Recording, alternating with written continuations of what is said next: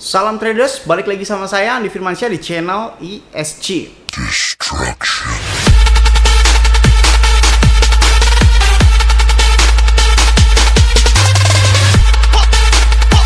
Oke, kali ini saya akan menjelaskan tentang sesuatu hal yang mungkin secara tidak langsung kalian ini sadari tetapi tidak sadar. Hal ini biasanya sering tersadar ketika kita telah belajar beberapa teknik nih, misalkan SNR atau support and resistance. Pada saat kita mempelajarinya, oh, candle menyentuh support berarti dia akan balik ke resisten. Apabila itu bisa breakout, bisa langsung tinggi kayak gitu kan. Itu kan rumus aslinya SNR seperti itu. Oh, kalau misalnya pakai Bollinger Band, pada saat persilangan garis terjadi itu akan kembali lagi ke dalam titik awal supportnya atau titik awal resistennya, misalnya seperti itu. Nah, banyak sekali teknik-teknik yang dipakai seperti ini, seperti support and resistance, MACD, RSI, Bollinger Band, dan lain sebagainya, atau Elliott Wave, dan lain sebagainya, seperti itu. Tetapi banyak juga yang trader nih, misalkan nih, trader ini pada saat melihat market seperti ini nih, misalnya kita contohkan aja, ini sih berlaku ke semua market, baik Bityard, LMT, atau spot trading, atau dan sebagainya. Ini saya contohkan di Bityard saja. Ketika kita sedang melihat market seperti ini nih, langsung kita terfikirkan, pada saat seperti ini, wah ini berarti rumusnya rumus Bollinger Band nih. Kita perkecil lagi misalkan ini menggunakan time frame 1 jam ya. Lalu kita perkecil lagi seperti ini. Lalu ketika kita tarik garis dari sini ke sini, wah ini berarti rumus support and resistance nih. Ini dari sini adalah efek dari breakout pada saat tembus resisten di sini nih. Waktu support di 50.000 dia nggak kuat untuk nge-breakdown, akhirnya gagal bearish, akhirnya bullish seperti ini. Nah, itu kan hal-hal yang sering umumnya terjadi seperti itu ya. Nah, tetapi sadarkah kalian bahwasanya setiap market itu mempunyai ritme yang berulang-ulang secara bersamaan tapi dalam waktu jangka tertentu. Maksudnya apa?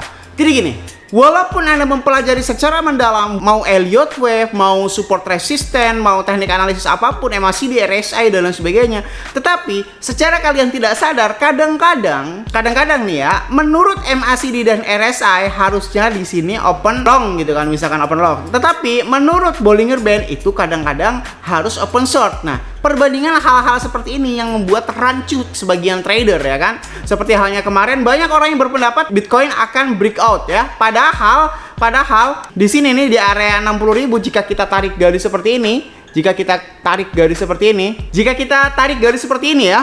Nah, ini beberapa orang atau kebanyakan orang itu akan berpendapat bahwasanya Bitcoin ini akan breakout karena di sini sudah menyentuh beberapa titik garis. Anehnya biasanya banyak banget orang yang tidak ikut mensertakan candle selanjutnya. Tidak ikut sertakan candle selanjutnya atau candle sebelumnya. Sebagian orang menganggap bahwasanya di area 60.000 ini adalah titik support. Di area 60.000 ini adalah titik support. Padahal sebelumnya 60.000 ini udah pernah ketembus ke 62.000, tetapi dia balik lagi ke 60.000. Kalimat penenang para mentor biasanya seperti, wah ini adalah gagal breakout, wah ini adalah gagal nih, tidak tembus breakoutnya nih, oh dan lain sebagainya. Dan mereka hanya menampilkan sepersekian gini.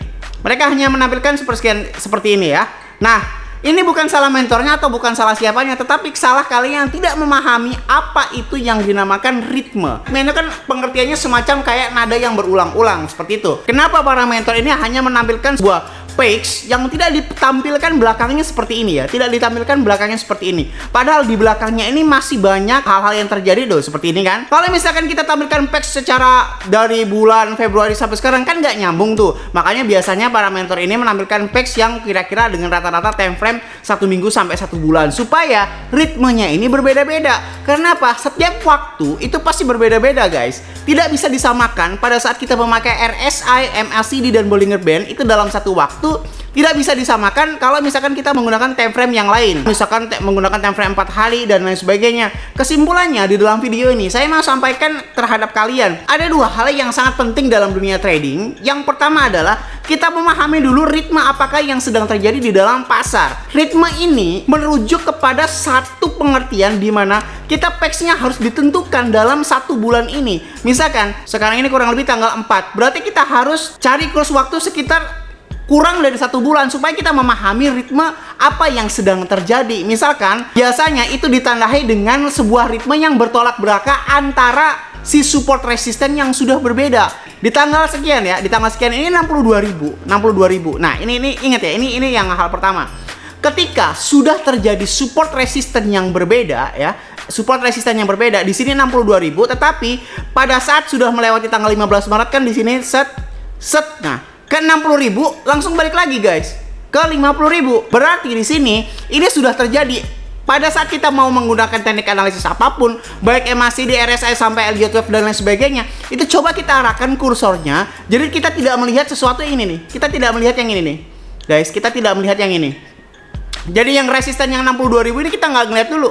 Kita nggak ngeliat dulu. Jadi yang kita lihat adalah sebuah PEX baru yang dimana resistennya adalah 60.000. Supaya kita tidak bingung dalam menentukan resisten. Kalau memang kalian sudah paham tentang hal yang pertama yang paling terjadi itu tadi, terus kita harus memahami hal kedua juga. Hal kedua itu juga biasanya ditandai oleh support resisten yang sudah berbeda daripada yang kita sudah alami. Misalkan di sini ini adalah support paling bawah adalah 50.000. Misalkan suatu saat sudah tertembus lebih dari 50.000 atau kurang dari 50.000, misalkan menuju ke 40.000, misalkan menuju ke 40.000 gitu. Berarti PEX yang 50.000 ini sudah kita lupakan. Udah kita lupakan menjadi ke 40.000 nanti. Jadi yang bagian pertama ini kita harus sadar bagaimana cara menganalisis pada saat PEX-nya sudah berbeda. PEX-nya sudah berbeda. Nah, ini. Makanya kenapa parameter ini hanya menggunakan PEX yang sederhana saja, tidak menggunakan time frame yang berjauhan. Ya itu tadi, karena setiap ritme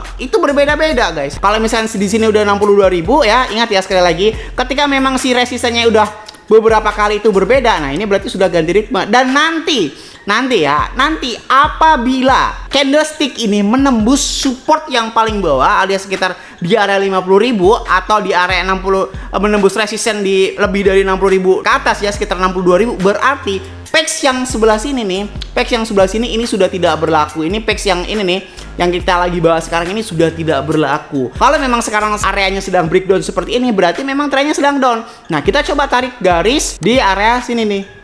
Area sini seperti ini. Kira-kira ada nggak ritme yang bisa terjadi ya? Kira-kira ritme ada yang bisa terjadi nggak di sini? Karena di sini pertama kali ditembus breakout ya, ditembus breakout di sini. Lalu sekarang ini sedang test candle. Hal yang harusnya kita bisa open posisikan biasanya memang open long pada saat 56.000 tadi. Tapi kita sudah telat, sekarang sudah 57.000 tadi.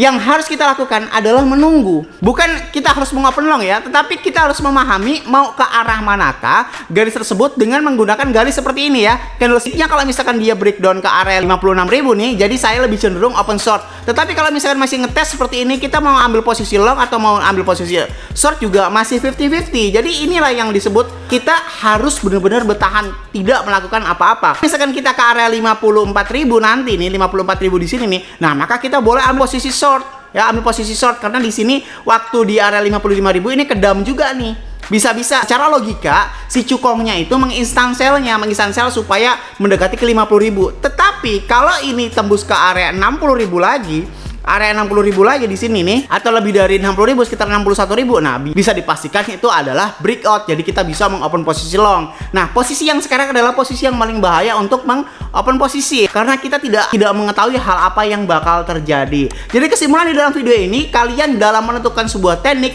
support resisten ini juga kalian harus bisa menentukan sebuah ritme yang telah terjadi dan sedang terjadi di dalam pasar. Itu tadi dua hal itu tadi ya. Kalau memang sudah support resistennya sudah tidak sama dengan hal yang sebelumnya, support resistance sebelumnya, berarti kalian harus ganti PEX dengan mengenyampingkan PEX yang sudah terjadi yang telah berbeda SNR-nya itu tadi.